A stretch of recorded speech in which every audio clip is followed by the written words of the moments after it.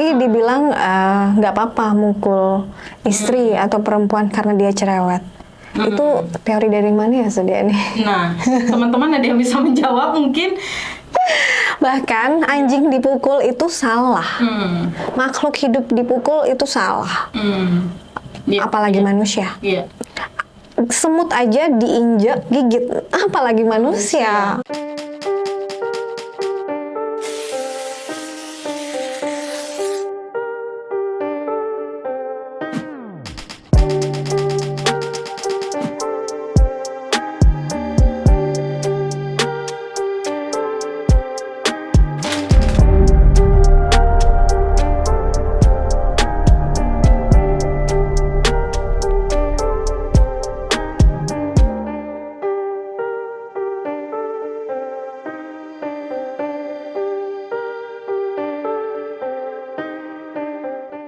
Dira bisa mungkin sharing ke teman-teman berani ungkap seandainya ini seseorang mengalami kekerasan dalam rumah tangga.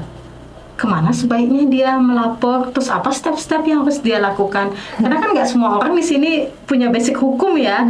Belum tentu dia juga punya pemahaman hukum. Apalagi misalnya kalau berpikir, aduh urusan polisi sulit, takut, nanti dimintakan uang dan lain-lain. Pasti banyak kecemasan. Nah, itu gimana, Kang? Iya betul banget. Jadi yang berbau hukum tuh kan seperti serem ya, menyeramkan ya. Padahal sebenarnya banyak sekali LBH lembaga-lembaga bantuan hukum yang menaungi hal ini. Dan ada lembaga Women Crisis Center yang bisa membantu juga. Kemudian yang kedua juga bisa ada layanan SAPA 129 dari kementerian, itu juga bisa membantu. Jadi ketika kita mendapatkan masalah suatu kekerasan dalam rumah tangga, itu yang pertama kita pikirkan itu bukan pilihan langsung segera berpisah atau enggak. Itu tuh masih ada waktunya kok, masih ada jaraknya, masih ada mediasi, masih ada macam-macam. At least visum dulu. Ketika visum itu lumayan lumayan akan merubah ke depannya. Jadi visum dulu karena kan harus hari H. Jadi visum untuk KDRT itu harus hari H. Jadi langsung visum di UGD pemerintah, rumah sakit pemerintah ya, jangan rumah sakit swasta. Jadi harus rumah sakit pemerintah. Peganglah itu bukti visum. Nah, ketika misalnya tadi Dira bilang jangan rumah sakit swasta. Kenapa? Kenapa harus rumah sakit pemerintah? Setahu saya sih gitu, harus rumah sakit pemerintah kalau nggak salah. Jadi visumnya itu harus dari rumah sakit pemerintah. Terus nggak tahu juga kenapa ya, bener atau nggak bener sih seharusnya, karena ada di cara-caranya itu harus rumah sakit pemerintah. Itu yang pertama. Terus simpen bukti visum itu. Nanti suatu hari ketika dia mengulangi kembali kan udah ada bukti. Lumayan kok, ada yang beberapa yang saya bantu itu ketika dia melakukan visum, lumayan berubah pasangannya, nggak berani lagi memukul, kan lumayan bagus ya. Jadi tinggal nunggu aja perubahan dari sikap secara keseluruhan untuk memperbaiki pernikahannya, karena kan menjalani hubungan pernikahan itu nggak bisa sendiri, harus berdua, ya kan, apalagi ada anak. Jadi seharusnya sih menjadi lebih baik ya ketika visum akhirnya kita berani mengambil sikap, kamu ini lo nggak bisa mengetrit saya seenaknya kamu, karena perempuan rumah tangga itu dilindungi oleh undang-undang, ada pasalnya. Nah, setelah misalnya ini kan tadi Dira bilang minimal visum aja dulu, tapi kalau dia pingin melanjutkan ke jalur hukum, itu kemana dulu?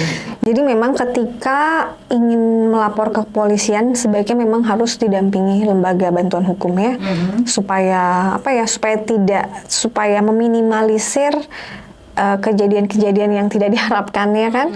Jadi bagusnya memang ada bantuan dari lembaga LBH. Biasanya kalau kita melaporkan ke SAPA kementerian yang 129 itu, dari dinas biasanya akan membantu. Jadi akan didampingi seperti itu. Tapi kalau misalnya tidak ingin didampingi oleh pemerintah misalnya, ada lembaga yayasan non-profit non-pemerintah lainnya juga, seperti salah satunya LBH, Bali Women Crisis Center yang bisa dilihat informasinya di bawah. Iya, iya, iya. Nah, setelah itu baru kemudian berlanjut ke penyidikan. Setelah dari penyidikan, kemudian nanti ada pemanggilan, betul. Hingga akhirnya baru masuk ke, jika dianggap semua berkas-berkas sudah cukup lengkap, baru ke kejaksaan. Ya. Kejaksaan dulu, baru kemudian ke pengadilan. Panjang prosesnya, belum lagi mediasi. Jadi dari 100% kasus KDRT hanya satu yang naik ke pengadilan. Oke. Ya, itu yang harus kita mark. Hanya satu yang masuk sampai ke pengadilan. Jadi rata-rata berhenti di kepolisian. Kepolisian karena mediasi. Itu yang satu hal yang saya bilang kan, di mediasi itu akan diusaha untuk berdamai. Karena memang seperti itu, restoratif justice ya namanya. Jadi akan disuruh buat berdamai, apalagi punya anak. Makanya harus ada keteguhan dari seorang si korban. Keteguhannya dia mau melanjutkan atau tidak ini. Itu dari si korban. Kalau sampai si korban sangat teguh hatinya, tidak mencabut laporan, tidak mau berdamai, berarti there's something wrong kan sama si pelaku, ya enggak? Entah sudah tidak termaafkan sama sekali. Sudah tidak termaafkan, sudah mungkin merendahkan sekali, sudah tidak memanusiakan manusia lah istilahnya seperti itu. Berarti ada sesuatu hal yang salah sama pelaku misalnya seperti itu. Dan alangkah baiknya ketika kasus KDRT sudah akhirnya naik ya, makanya Menteri PPA itu kan selalu menggaungkan jangan sampai cabut laporan. Iya. Ya kan? Karena Bintang ya, apalagi beliau dari Bali juga. Benar.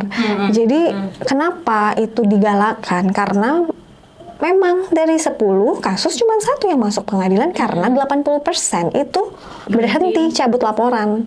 Berdamai memang bagus ya. Bagus berdamai itu kan menyelamatkan pernikahan.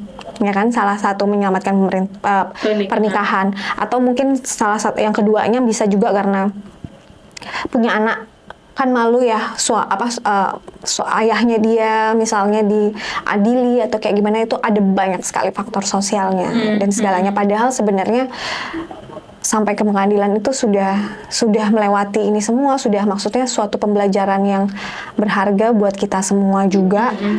Bagaimana kompleks banget kasus KDRT ini dan perlu semua stakeholder untuk support si korban, bukannya malah makanya saya ngerasa maksudnya ada orang yang berani tidak cabut laporan tuh sebenarnya itu kan mengikuti kata-kata Ibu Menteri sebenarnya ya, yang harus didukung seharusnya. Apalagi ketika seorang perempuan teguh pendiriannya seperti itu, berarti memang ada sesuatu hal yang aneh dan salah pada pelaku KDRT itu, dan langkah kecil yang dilakukan oleh korban itu bisa menyelamatkan banyak hal ya. Sebagai contoh ya sebagai bisa. Contohnya termasuk ketika dia, walaupun ini sudah punya anak ya Raya, orang mungkin berpikir bahwa seperti yang Indira tadi bilang, wah kasihan anaknya kalau tahu ayahnya ini pemukul. Tapi tidakkah kita lebih kasihan kalau si anak setiap hari harus menyaksikan pemukulan? Kan lebih rusak otaknya, mengganggu mentalnya, mengganggu mental. Betul. Dan dia bisa mengcopying menjadi pelaku lagi. Akhirnya terus tidak berhenti ininya siklusnya. Jadi disitulah perlu perempuan yang berani. Jadi kita harus support seorang perempuan yang berani itu. Nggak banyak memang. Karena memang perempuan perasa ya pasti, dan emang sulit melakukan hal yang benar, Sudiani. Jadi memang sesuatu hal yang benar itu memang sangat sulit dilakukan. Gampang aja kan, kita maafin aja, cabut laporan, udah kita nggak usah ngurus-ngurus hal-hal hukum ya kan, itu kan lebih gampang. Tapi apakah hal yang benar? Apakah itu poin penting ya? Betul. Gampang, cepat selesai, tapi apa benar dan bagus kan untuk jangka panjang nasib yang kita kan gitu ya. Betul. Jadi memang sesuatu hal yang benar itu memang sulit dilakukan dibandingkan sesuatu hal yang gampang. Jadi butuh keberanian, dan kita seharusnya appreciate seseorang yang berani. mengungkapkan entah itu kebenaran, karena memang pada akhirnya kebenaran entah bagaimanapun cara semesta mengungkap kebenaran publik ya. mengungkap kebenaran itu pasti muncul kok. Entah bagaimana cara semesta memunculkan kebenarannya itu. Dan memang perlu orang yang berani memang. Betul. Dan itu yang harus masyarakat tahu, bahwa memang prosesnya lama, memang kasus KDRT ini memang prosesnya lama, tapi bukan berarti tidak diremehkan ya, jangan diremehkan. Tidak boleh diremehkan justru KDRT ini, karena KDRT itu memang lingkupnya seperti domestik, keluarga kecil, padahal ini yang punya ranah publik. Sudah harus perlu bantuan dari pemerintah, LBH, masyarakat itu untuk mengungkap yang gunung es KDRT ini. Nah, kayak yang Dira bilang juga bahwa mungkin ini kesannya adalah ranah domestik, dan banyak orang yang takut untuk ikut campur. Betul. Jangan kamu masuk ke ranah keluarganya mereka, itu orang yang sangat pribadi. Padahal kita udah dengar loh ini mereka caci makian sampai dipukul plak-pluk, tapi kita diem gitu aja. Kan ikut dosa ya kita ya kalau berpikir seperti itu. Pembiarkan jadi. Jadi benar. Teman-teman tadi ada poin yang sangat penting ya, dan di sini saya harap juga teman-teman terutama yang muda-muda di sini, masyarakat, bahwa kita harus sudah mulai ini melek dengan kasus-kasus KDRT. Itu nggak lagi hal yang bisa kita hanya jadikan suatu yang remeh-temeh seperti itu, dan hanya ranah antara dua orang saja. Oh tidak, ini ranah untuk banyak hal, karena seperti yang Dira bilang tadi, ini bisa terjadi pada siapa saja, kapan saja, di mana saja, dan pada siapapun, tidak terkecuali latar belakangnya dia. Nah, dan di sini juga hal yang harus diperhatikan terutama oleh laki-laki apalagi kita di Bali, sekali lagi saya tekankan, menganut sistem patrilinear. Ada sangat kemungkinan besar karena parenting tadi itu ya, akhirnya membuat laki-laki itu merasa dia yang paling berkuasa, dan jika ada perempuan yang berpendapat, berani mengekspresikan diri, dan berani mengungkapkan apa isi kepala maupun pemikirannya, itu bukan berarti arogan gitu. Bukan berarti melangkahi. Kalau dianggap bahwa perempuan nggak boleh melangkahi suami, tapi kalau dia dianggap melangkahi hanya karena mengekspresikan pemikiran dan juga pendapatnya, salah besar ya Raya. Apalagi dibilang nggak apa-apa mukul istri atau perempuan karena dia cerewet. Itu teori dari mana ya Sedia nih? Nah, teman-teman ada yang bisa menjawab mungkin? Bahkan anjing dipukul itu salah. Makhluk hidup dipukul itu salah. Apalagi manusia. Semut aja diinjak, gigit, apalagi manusia, ya kan? Benar.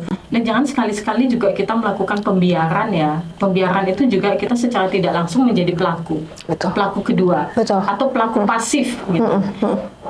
Kalau kita menganggap itu bahwa kita membiarkan hanya karena bukan urusan kita, itu kita sama saja Raya. Mungkin di sini hal yang bisa mungkin Dira tekankan ke teman-teman maupun ke masyarakat, pesan utama dari kasus KDRT di Bali ya, yang sempat viral juga, kita berkaca ya dari kasus itu ya, bahwa hal-hal yang kayak gini memang harus menjadi perhatian yang serius dan diatensi dengan sangat ini ya, sangat serius, tidak diremehkan. Benar. Betul sekali. Jadi kasus KDRT itu bukan suatu hal yang harus diremehkan hanya karena dia lingkungannya domestik. Anda salah, karena kasus KDRT ini tidak boleh diremehkan karena dia sudah punya ranah yang publik, ranahnya besar, ranahnya kompleks. Makanya ada suatu tim yang dibuat oleh Pemkot Denpasar, maksudnya digalakkan ya kan, digalakkan oleh pemerintah Kota Denpasar, oleh Ibu Menteri untuk pemberantasan dari KDRT ini. Jadi memang perlu banyak stakeholder yang membantu untuk memberantas KDRT ini, karena ketika kita membiarkan KDRT ini terjadi, apalagi terang-terangan tidak menghukum, memberikan sanksi ringan kepada seseorang yang sudah jelas-jelas melakukan KDRT, ya apakah tidak akan menimbulkan efek selanjutnya, entah ke anaknya, entah orang terdekatnya, seperti itu. Jadi memang harus dari diri kita masing-masing dulu untuk berani mengungkapkan dan berani memutus rantai bermasalah KDRT ini, gitu. Wah, strong sekali ini message-nya. Ya, benar-benar. Jadi teman-teman tadi juga sudah berulang kali ya Dira menyampaikan hal-hal yang memang penting untuk kita atensi bersama. Tujuannya mungkin tidak jauh dari bagaimana agar hal-hal seperti ini diputus. Nah, memang ada beberapa hal yang berulang-ulang terus ditekankan tadi ya. Tentu tujuannya seperti yang saya sampaikan tadi, berharap tidak ada lagi korban-korban yang lain ke depannya, baik dari kalangan yang ya semua kalangan lah seperti itu.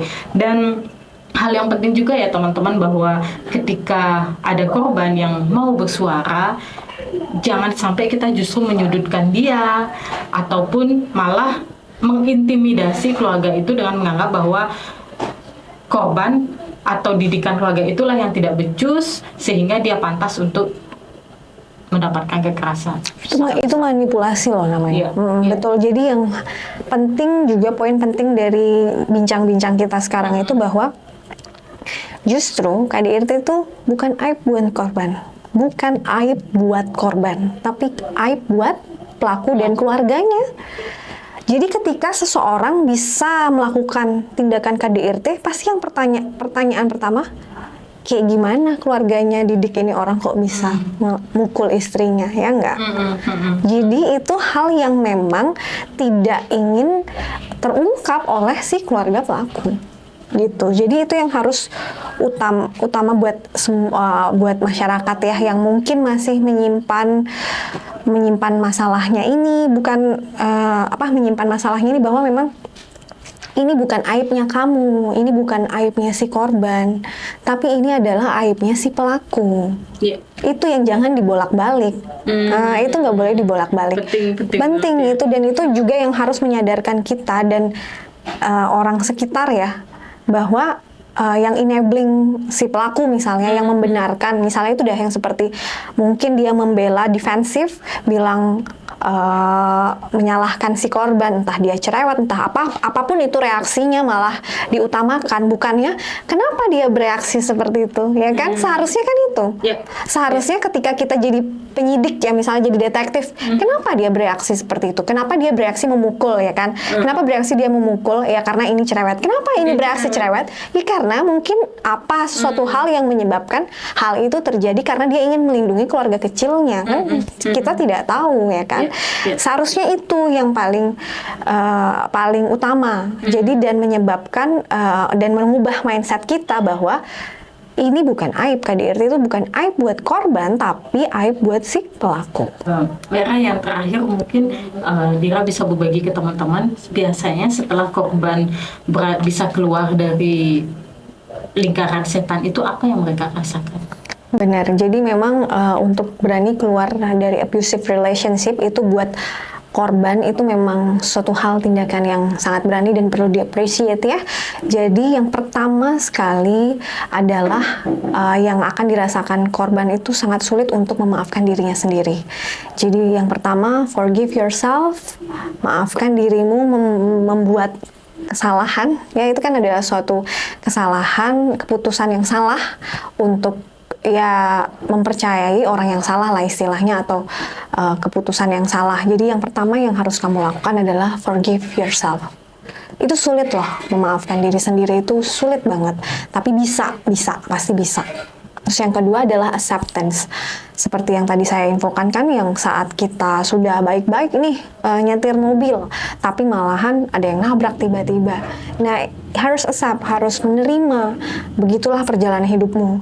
Jadi perjalanan hidup ini akan menyebabkan kita untuk menjadi yang lebih baik. Itu pasti itu. Jadi ketika kita mendapatkan masalah atau mendapatkan musibah dalam hidup kita, itu pasti ada pembelajaran. Pasti ada something to teach, something to learn, ya kan? Jadi itu harus acceptance yang kedua ya. Kemudian yang setelah kita berani accept bahwa ini adalah perjalanan hidup, memang harus dilalui, akan ada perasaan lega, ada perasaan ringan, ada perasaan yang lebih lebih plong. Pasti akan dirasakan beberapa korban mengatakan seperti itu. Jadi memang akan ngerasa lebih plong, lebih merasa tenang, benar, lebih tenang, nyaman. Sudah keluar nih dari dunia perang kan, yang roller coaster. Jadi lebih tenang seperti itu, benar-benar acceptance ketika udah ini memang perjalanan hidup saya, harus tabrakan dulu, terus ke rumah sakit, terus bangkit lagi. Yang ketiga, ya life goes on. Jadi memang hidup akan terus berlanjut, sehingga kita ya fokus sama diri sendiri, fokus improving yourself, ikut workshop, ikut pelatihan, atau bahkan mungkin ada beberapa korban juga yang merasa healing ketika membantu perempuan lain untuk keluar dari abusive relationship ini, dan bagaimana tahap-tahapannya, cara-caranya, entah bikin yayasan, entah ikut bergabung di yayasan. Jadi itu adalah suatu tindakan healing ya. Ketika kamu berani mengungkapkan apa yang terjadi di dirimu, berani mengungkapkan bahwa mengalami KDRT misalnya, mengalami KDRT dan beberapa orang mendengar hal itu dan mengalami hal yang sama, dia pasti reach out, dia pasti akan menghubungi kita untuk meminta petunjuk, bantuan, apa yang harus saya lakukan dan hubungi siapa, kemana dan kemana. Itu kan suatu hal yang healing juga buat korban. Nah, itu seperti kita merasa bermanfaat, ya kan? Lumayan kan bermanfaat untuk orang lain itu kan.